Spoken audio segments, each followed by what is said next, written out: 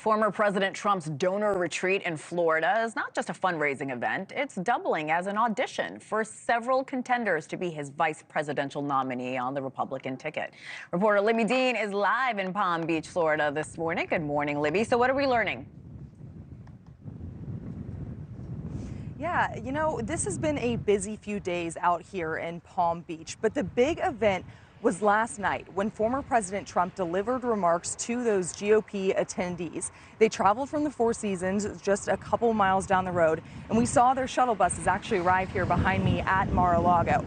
And when I spoke with some of those attendees about what they heard from the former president, they told me that this speech, these remarks, actually sounded more like a campaign speech, a rally speech. You know, sometimes we've seen him speak at rallies for an hour and a half, 2 hours, and that's what we saw yesterday. He spoke for 90 minutes, touting, you know, that the party needs unity, starting his remarks by actually bringing up House Speaker Mike Johnson up on stage with him. And this was interesting, and we also saw him bring up dozens of his potential VP picks, those rumored VP picks that he has. And you can see in that picture there, Byron on stage. Now, we had the chance to catch up with him before he headed to hear those remarks from the former president and join him on stage. And I asked him, as a potential VP candidate, you know, how important it is that there's someone else out on the campaign trail while Trump is in courtroom to be out there to tout Trump's message. But he said that the message is best coming from the man himself. To be honest, I don't really think he needs one at all. But I know we have to satisfy the Constitution, and we're gonna do that.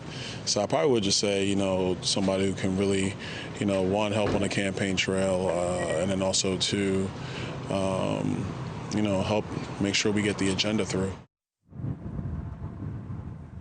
Now, I mentioned that short list, and you know, that short list really isn't so short at all. It's quite long. And when I speak with Trump's advisors to his campaign, they tell me that really the list lives in the former president's head. It's not something that you can predict. But of course, we're going to take our guesses. Here you can see on your screen Marco Rubio, Tim Scott, J.D. Vance, Doug Burgum, Kristi Noem, and Elise Stefanik, all rumored potential VP picks. Hena.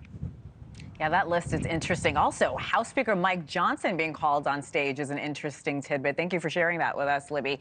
I want to talk about those new fundraising numbers that were just released. Also very telling. How did the Trump campaign and the RNC do in April?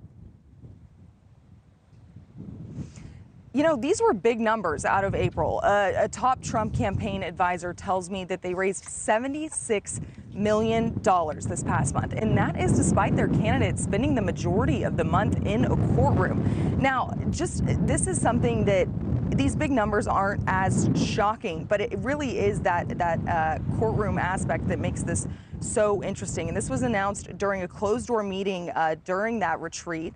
And during that same meeting, the Trump campaign touting also wanting to expand their electoral map to include Virginia and Minnesota, both states that Trump did not win. Now, as for the courtroom, Trump is headed back there tonight. But before he heads there, he is going to make a stop at F1 in Miami. Hena?